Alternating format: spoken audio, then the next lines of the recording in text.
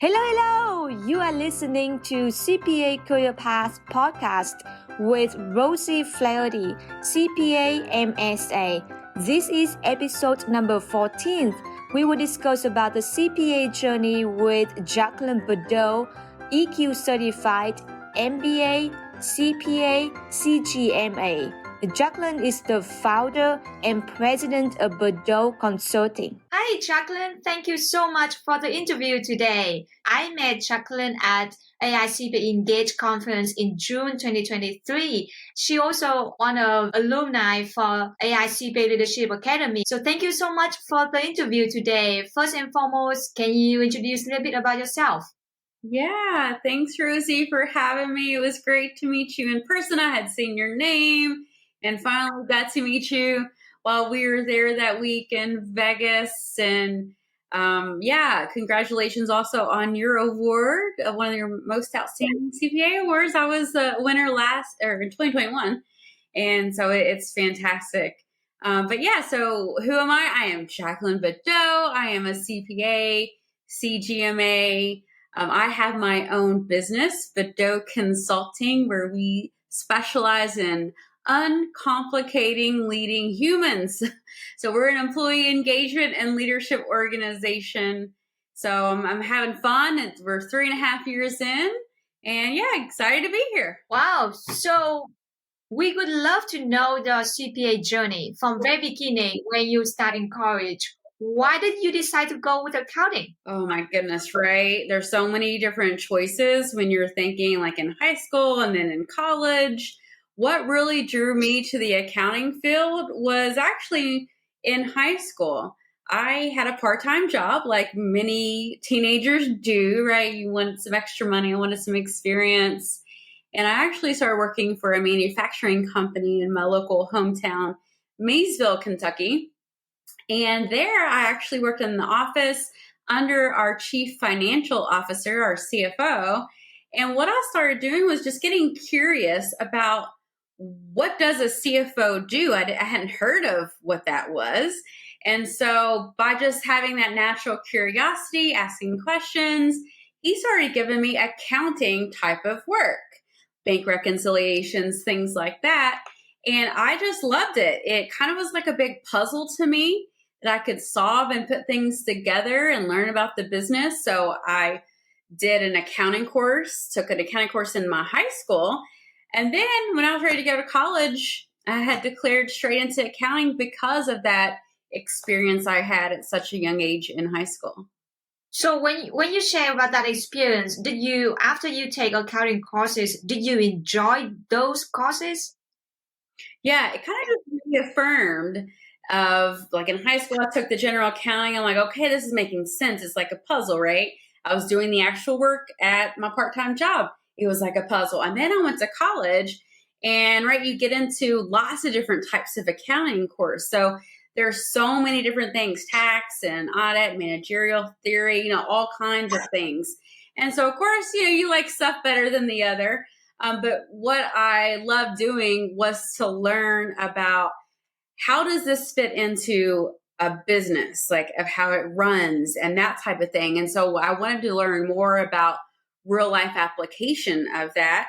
So then I got an internship in college in public accounting to just see, hey, is this kind of for me? What's making sense? I was able to do audit and tax in that internship and in full-time. Right after I was finished with my internship, I went into full-time employment there. And so it just confirmed to me of like high school and that part-time work of that basis of understanding businesses and building solving puzzles and putting the pieces together. I saw that through college, did the internship. And so I enjoyed that aspect. And then once you get into like real life, it is different than college courses.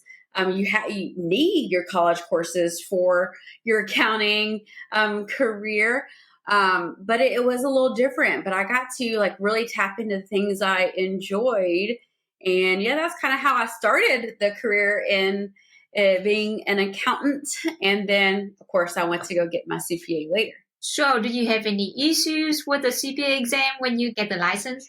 I would say, and I'll give some advice out to our listeners here.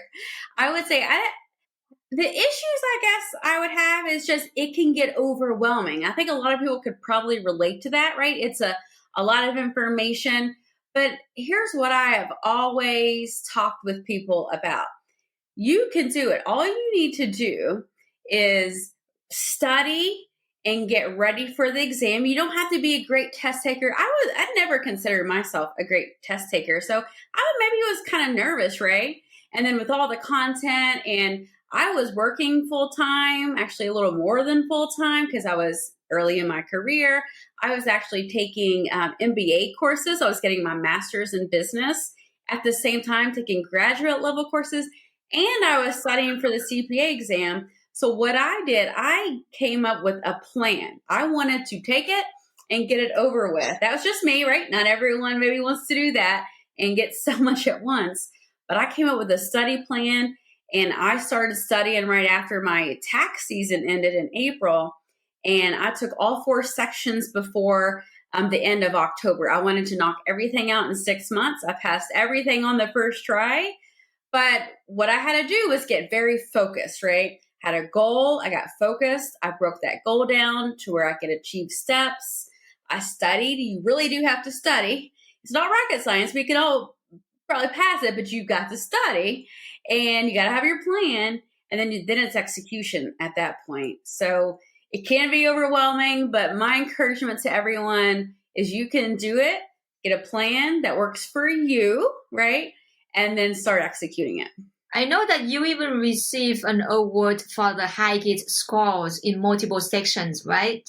Yeah, I did. Yeah, we in that window of testing for the financial, so the FAR exam was that section, and the auditing section. That the FAR was actually the first section I took, and then auditing.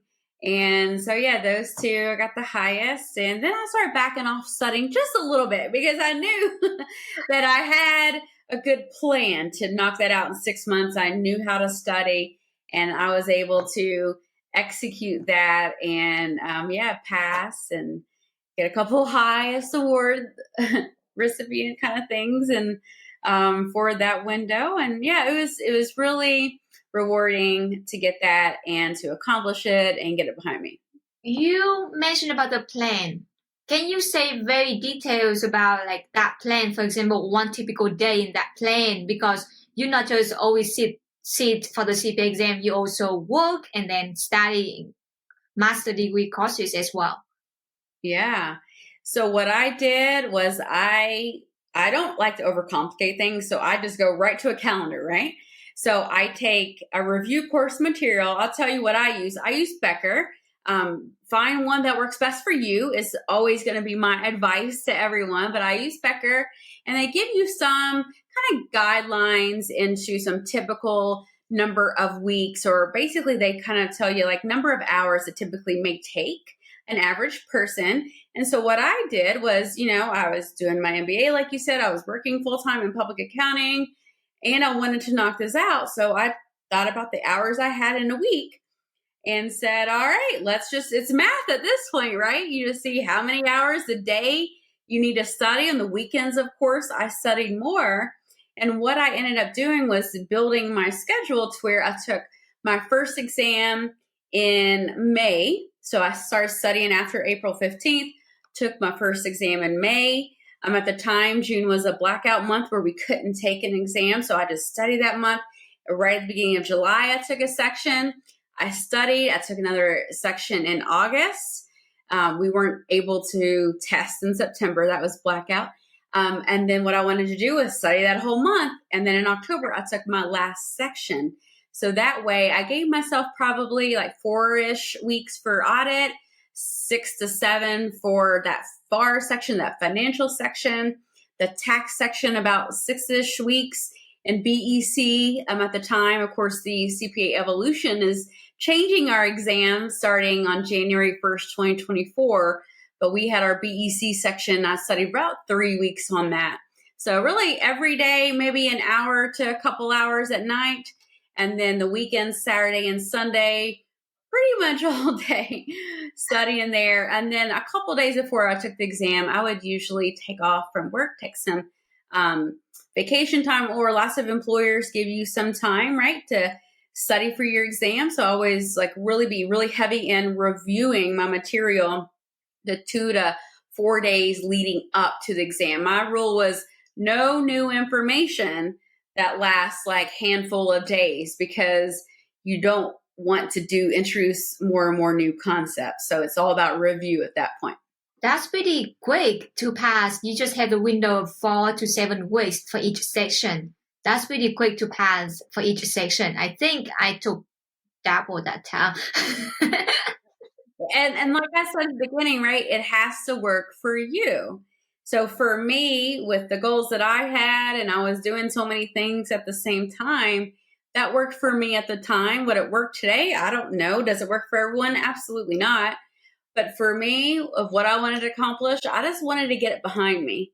So I just focused, got it done, and moved on with life. I know, it feels so good when you know that you just done with all 4 sections. It's just amazing. You mentioned that when you were part-time in college, and then after you graduate, you had a full-time at the same CPA firm? Yeah, I did my internship that I did during my senior year of college. They offered me a full-time opportunity, and I started with them very shortly after that busy season. So you start with both tax and audit. And I know that after that, you become a manager in audit. How did you know that you like audit more than tax based on your own experience? Yeah, I think it's a very personal thing, right? Each individual, you kind of like different things. I really like them both. Honestly, I never 100% let go of tax. There's always a few things for, that one partner that you had a good relationship with that you kept on doing, that type of thing. But I did focus in audit after a few years of doing both tax and audit throughout the year. I was able to go to client locations, help them with their business, get to know them on some personal levels, that type of thing. At the same time that I was focusing in audit, I was also leading our training team. So in the audit section, I was leading all of our training there in technical and professional development. I was career counseling people across the firm. I was speaking at different events and outside, having those outside opportunities. So I started doing a lot. I also started getting involved in volunteer work and being part of boards and things a couple years into my career. But do you think that the personality plays an important role to decide if you should go for tax or you should go for audit? I think it's a lot of different things. My advice that I give people is to first start with you. What really makes you happy? What drives you? What types of things does this look like? And then at your firm or at your company that you're at, then kind of think about, what path or types of jobs in that company or firm that gives me the most of those things that make me happy, my strengths and those type of things. And for me, what really drove me is I like to have more face-to-face, like with people, with those relationships and building that out and traveling a little bit and talking with people. So at the time, the audit practice was more focused in those things that really make me happy. So that's what I did. I never, again, let go of all the tax stuff because I still enjoyed working with different partners across the firm and on different types of engagements to challenge me. But yeah, I would say for the most part, it came down to me wanting to have more of that client interaction in person, helping them navigate their business through our audit recommendations, et cetera. So after you work in public, maybe for 6 years and a half, you move to private. Since you really like client interaction and you like to communicate with clients that much, it seems like public accounting has a better fit for you than in private. So what made you move to private at that time? Yeah. So when I was kind of like at a fork in my career, right? You hear the expression, there's a fork in the road. Which way are you going to go? So I was still early in my career, but I kind of had moved really fast because I was always willing to take on work and projects and those type of things. And so I was kind of thinking, I'm at this fork in my career. It's either I'm into public accounting for the long haul, or is there something else that's really, that's driving me, that I really want to learn, that I haven't experienced yet. And so at the time, I wanted to learn more about how a business ran. So I got some of that right through my public accounting work. I did some consulting work also toward the end of my career in public accounting. But when I went into leaving public and going to private, it was actually a publicly traded company on the global stock exchange. So I went to this publicly traded company because they were looking for a different type of CPA. And I would say I'm not your typical CPA. They wanted someone with also some talent management experience and passion. And that is my overall, passion in life, is to help people grow, realize their potential, those type of things. So I wanted to also learn how business operated using their employees as their number one asset. How do the operations work? How do all the different departments, work together to achieve your strategic plans and goals at this global level? And so that's why I went into that organization, because I was able to, you think about it like a client in public accounting, get to learn their operations and help them. I got to do that internally within the business. I spent a lot of time with our marketing team, learning how they thought about TV campaigns and other advertising strategies. I was on the road with the sales team a lot, understanding how they worked with dealers and how they put agreements together to present to our customers. So I got so much experience of the operations, learning how a business ran, while still having, CPA type of work and building a high performing team, which that's what I love to do. So I was recruiting and hiring and developing that talent through training and coaching and other areas. So yeah, that's the reason why I shifted in my career at that point, and I was there for several years. A lot of people left public accounting because of the hours, because of the busy season. Is that one of the reasons why you left as well? It was not. I know some people, that's why they say they leave and things like that. And for me, that's not necessarily what I was looking for. I probably worked the same, if not more, when I left. I was looking for an area to learn more about, right? So when I'm a coach in my career, I've always been a coach, and what I always give advice of is, what are the 4 or 5 things that make you tick, that truly make you tick? And you should evaluate that every year, right? Because you grow, you change, you evolve. We're supposed to. We're humans, right? So at that time, one of those things that really made me tick, I love the fast-paced nature of public accounting. So I found a company that was also fast-paced in nature, which sometimes was some hours. I was looking for a challenge to learn more about business operations at a deeper level, to where I can help drive the business. So I was looking for that, right? So at the time, that's what I was looking for. I say now, I'm probably a little different of what makes me tick now than what it did, 12 years ago when I left public accounting. But yeah, I think it's great for everyone to really look at themselves and go, what really drives me? And then my advice is always, nothing's perfect in life, but my advice is always, how can you find the most of the things that make you happy in your everyday, your current job, your current role, your current company? You could probably find that there. Maybe sometimes no, but that's what life is all about. Doing things that are meaningful to you, that make you happy. And that's how I've always looked at different role changes or career opportunities. If you can say 3 best things about public accounting, what would you say? Oh, wow, I haven't thought about that. Obviously, I'm going to speak from my experience. Everyone's experience is different. I'm going to say the top 3 things about public accounting that were great for me is I got to learn a ton. And that's part of my core value. One of my core values is being a lifelong learner. And in public accounting and the roles that I was in, I was able to learn something every single day.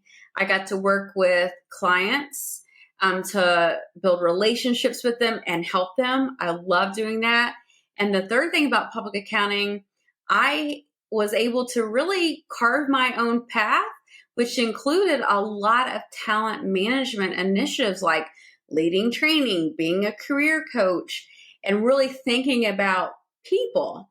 And so those three things I learned very early on of what drives me, and I was able to do it in public accounting. Now, I've been able to do it in other places too, but public accounting allowed me to do that for sure as well. So how about the best three things in private then? Yeah. Well, sometimes it's relatively the same. I would say a different, kind of a little bit different is I did get to learn a lot of things. I got to learn a lot of new things, right? So public accounting was building that accounting knowledge, different industries I specialized in. So, and when I went into a publicly traded company outside of a firm, right, you're in one industry. So, you'll have that multiple industry there. But I got to learn so much about that industry, about every department of how a business runs, how they all are interconnected, and how accounting is really the hub because you see everything in an organization. So it really was coming prevalent to me of how accounting is such a hub in business. So learning that and learning so many different leadership skills. So I was in 4 different roles within that organization. And every time I was asked to maybe consider another role within the company, how I thought about it, it didn't necessarily have to be a promotion. It could be a lateral opportunity. But how I thought about it was, what types of skill sets do I want to build? And would this position afford me that opportunity?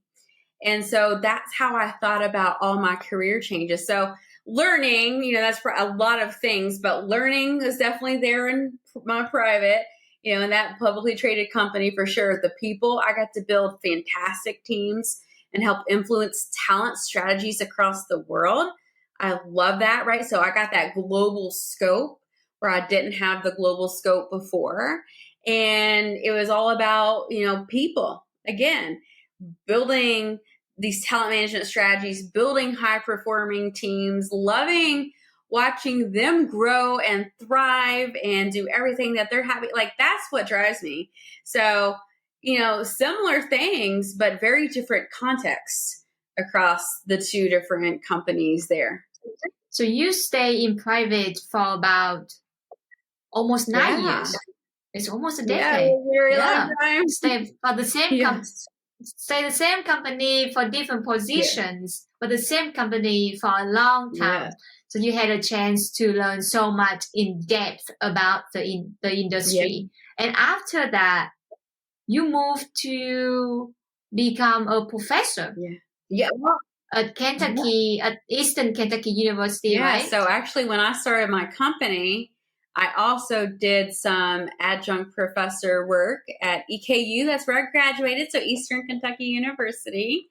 I did adjunct professor work, and I was also an online facilitator. I created 2 courses that were brand new to the College of Business around professional development as well. So I did that as I was also building my business. So I did it at the same time as starting Vidot Consulting.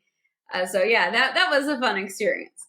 Which courses did you teach at that time, and what services are you providing at your company? Yeah, so my organization, Vidot Consulting, we provide coaching, so individual coaching and small group coaching. I speak at many different events, including our AICPA Engage that I spoke at this past June. I lead leadership training and facilitate those type of workshops and summits and training sessions across different organizations. And I also consult with companies. A lot of companies need things like, hey, I need someone to help me build a learning and development program. They need to focus on employee engagement. I don't even know where to start. how can you help me? And I have a whole way that I help them think through that. There's some board of directors that need someone to like lead strategic planning, for example, with either the board themselves or maybe even management within an organization. I do consulting in that realm as well. So I do things in coaching, speaking, training, and consulting across employee engagement and leadership is kind of the bubble. I talk about how I humanize leadership. It's always about the people for me. So that's what I've been doing since March of 2020, like 2 weeks before the pandemic. And then so during that, 2 weeks, it was okay, we're official and LLC, and then pandemic shut everyone down.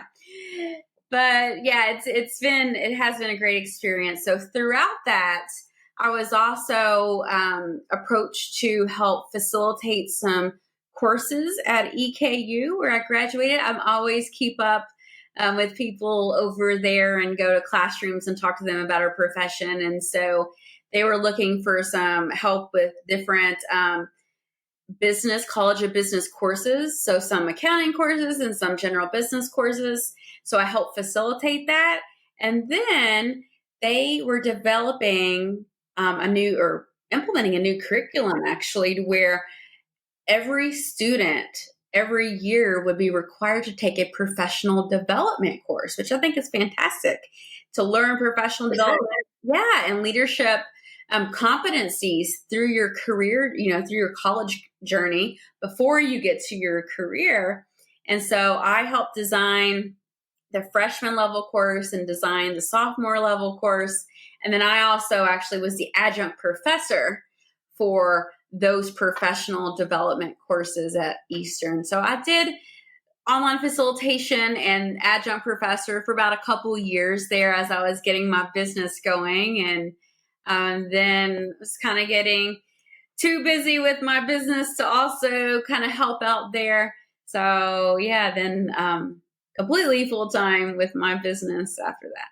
Because you work so much on training with people, have you ever missed your work with audit or with tax?